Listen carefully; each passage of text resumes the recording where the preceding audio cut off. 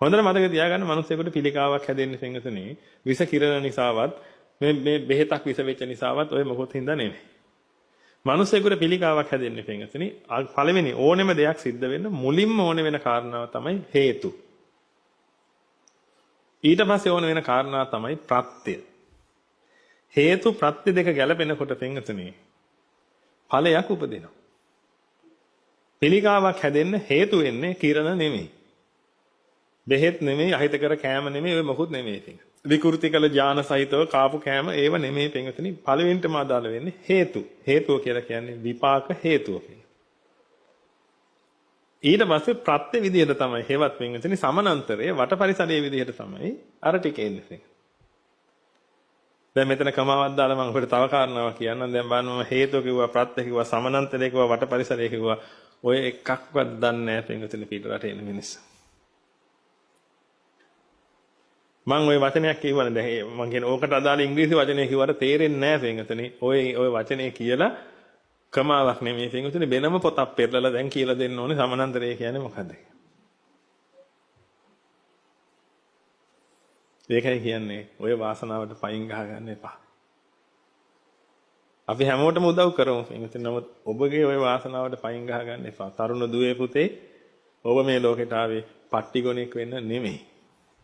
ඔබ මේ ලෝකෙට ආවේ භාග්‍යවතුන් වහන්සේගේ ශ්‍රාවකයෙක් වෙලා උතුම් වූ පුත්‍රස්ථානයටපත් වෙන්න.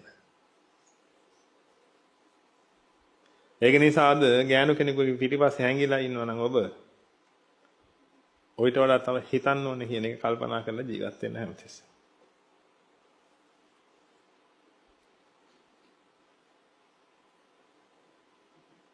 දුරටත් එහෙමම තමයි මම මේ කියන්නේ. ඔබ මේ ලෝකෙට ආවේ භාග්‍යවතුන් වහන්සේගේ පුත්‍ර ස්ථානයටපත් වෙන්න.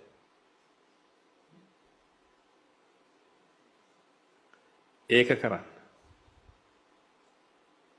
මේ භව ගමන කෙලවර කරන්න. එතනට වෙර වීර්යය වඩන්න. ඒවට තමයි අපි මේ උදව් කරන්නේ. කමා විවරයි. යන් ඉස්සරහ.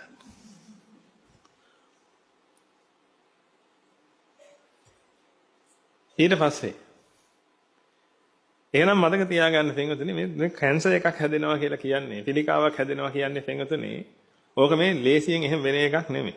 ඕකට මූලික වෙන්නේ පින්වතුනි විපාකේ. දැන්ටත් විපාක තියෙන ඔය විපාකේ ඇදෙනවා පින්වතුනි අර ප්‍රත්‍ය පරිසරයේ හැරීමේ හැදෙනකොට. ප්‍රත්‍ය පරිසරයේ ගැලවිලා එනකොට අර විපාකේ එතනට ඇදිලා පින්වතුනි අනන්තර සමානන්තර ප්‍රත්‍ය දෙක එකට සම්බන්ධ වෙලා ඔන්නම ඵලයක් උපදිනවා. ඔය ඔබට එන හැම දෙයක්ම ඔය ක්‍රමයට තමයි එන්නේ පින්වතුනි. මේ ඔබ දන්නවා පින්වතුනි අද නෑ මොකොත් හෙට තියෙනවා. ඔහොම නේද? පිළිකාවක් හැදෙනවද අද පොඩ්ඩක් හැදුණා හෙට අනිත් පොඩ්ඩ හැදුණා අනිත් පොඩ්ඩ හැදෙලා ඔන්න එක සෛලයක් විකෘති වුණා කියලා එකක් වෙන්නේ නැහැ නේද? මේ අද හොඳට හිටියා හෙට පළවෙනි පිළිකා සෛලය හැදිලා.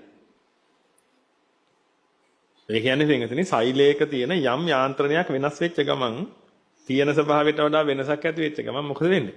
ඒක පිළිකා. ඊට පස්සේ ඔබ අහලා තියෙනවා සෛල පැටව ගන්නවා නේද? මාතෘ සෛලයේ දුවිතෘ සෛල දෙකක් හදනවා කියලා. ඉතින් අර දැන් විකෘති වෙච්ච සෛලය මොකද ඊට පස්සේ කරන්නේ? ඉතින් දැන් හද යනවා.